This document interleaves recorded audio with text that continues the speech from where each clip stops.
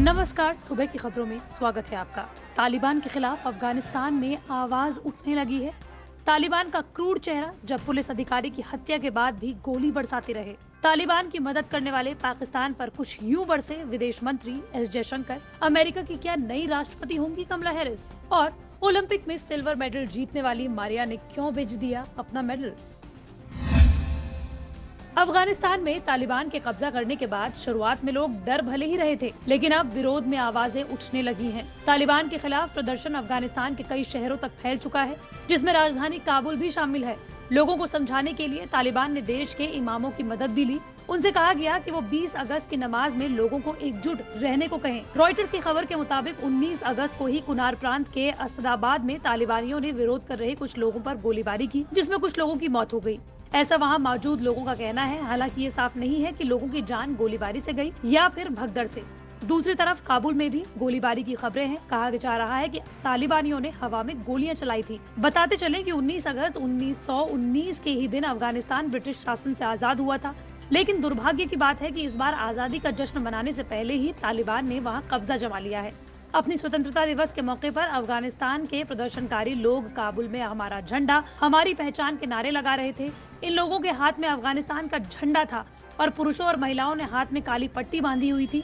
कुछ दूसरी जगहों पर भी प्रदर्शनकारियों ने तालिबान का सफेद झंडा फाड़ दिया। खबर के मुताबिक एक प्रदर्शनकारी ने बताया कि शुरुआत में वो बाहर आने से डर रहा था, लेकिन जब उसने देखा कि उसके पड़ोसी भी विरोध प्रदर्शन कर रहे हैं तो वो भी शामिल हो गया। पूर्वी अफगानिस्तान के बारे में बात करें तो वहाँ जलालाबाद शहर और पंक्तिया प्रांत के एक जिले में विरोध प्रदर्शन तेज है।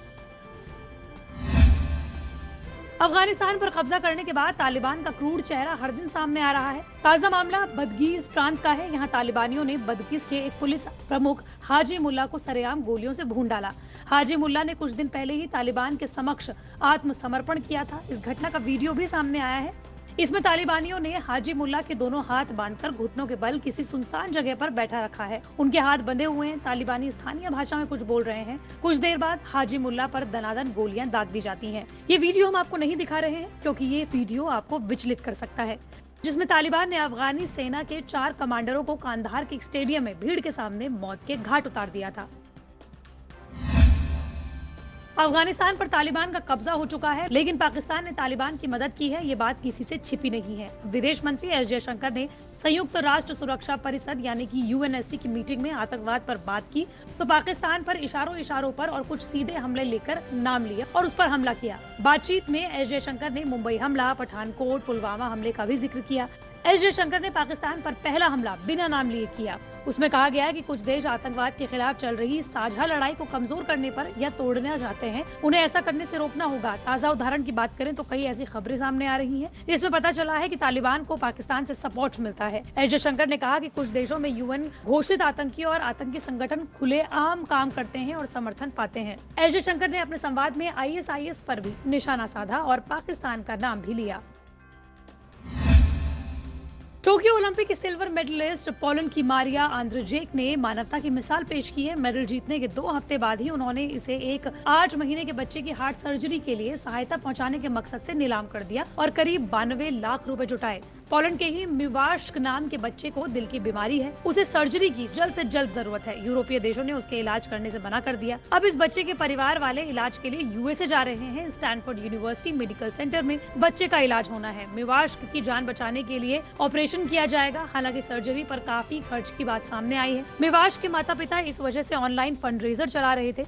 इस ऑपरेशन के लिए उन्हें 3 करोड़ रुपए की जरूरत थी। आधी राशि जुटा ली गई थी। इसके बाद मारिया भी मदद के लिए सामने आई और उन्होंने अपना मेडल नीलाम करने का ऐलान किया।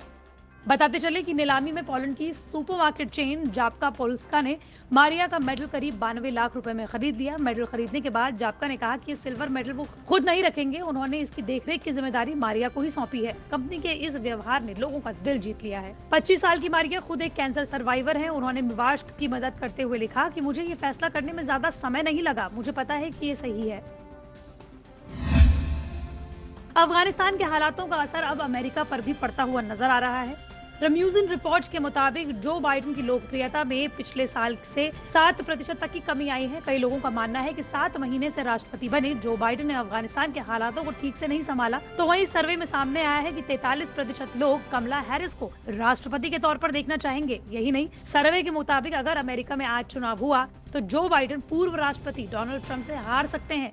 सर्वे के मुताबिक चुनाव होने पर ट्रंप 43% वोट हासिल करेंगे। 14% लोगों ने दूसरे उम्मीदवारों को चुना, जिसका खुलासा सर्वे में नहीं किया गया। नवंबर 2020 में हुए अमेरिकी राष्ट्रपति चुनाव में बाइडेन ने 51.3% वोट हासिल किए थे।